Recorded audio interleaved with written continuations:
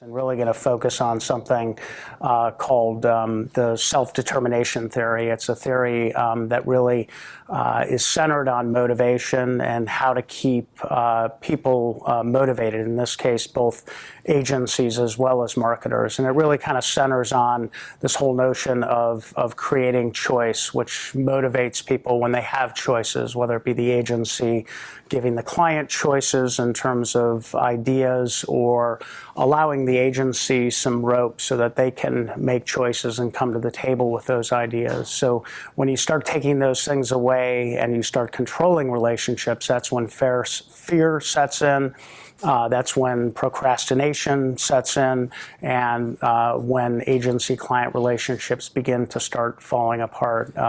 Trust is eroded, and so as long as you can maintain, a good, trusting, sort of values-driven relationship, allowing each other to recognize that each has something to bring to the table.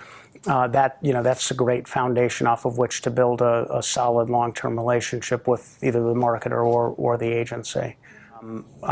Each has something of value to bring to the table, and there's a sense of collaboration and partnership in moving the business forward together. The agency is a real advocate for the client's business and isn't just there to create great pretty ads or great PR programs for the client, but is thinking broadly about that client's business. On the flip side, the client needs to recognize that you've got a great thinking agency. That's why you presumably brought them on board, and so utilize their talents beyond just the functional things which are creating great ads or great campaigns, because they've seen a lot and they can bring a lot of perspective to the table. And so I think it's a recognition of the value of collaboration and what it can bring to the relationship and ultimately to the success of the business.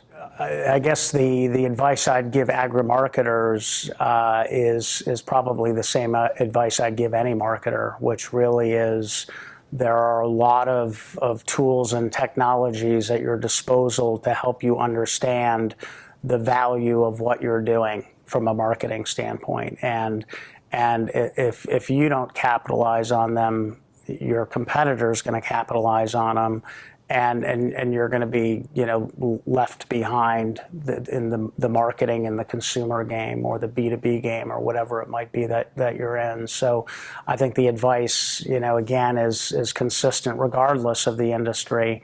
And the other thing, as I mentioned before, if you're not looking at your agency as a real partner in this game of moving the business forward, I think you're doing yourself a disservice. If all they are is that doer agency, those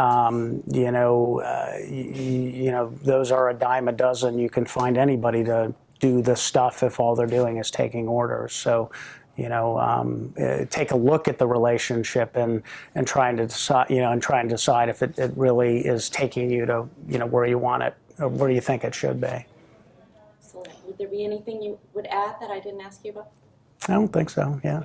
Very good. Cool.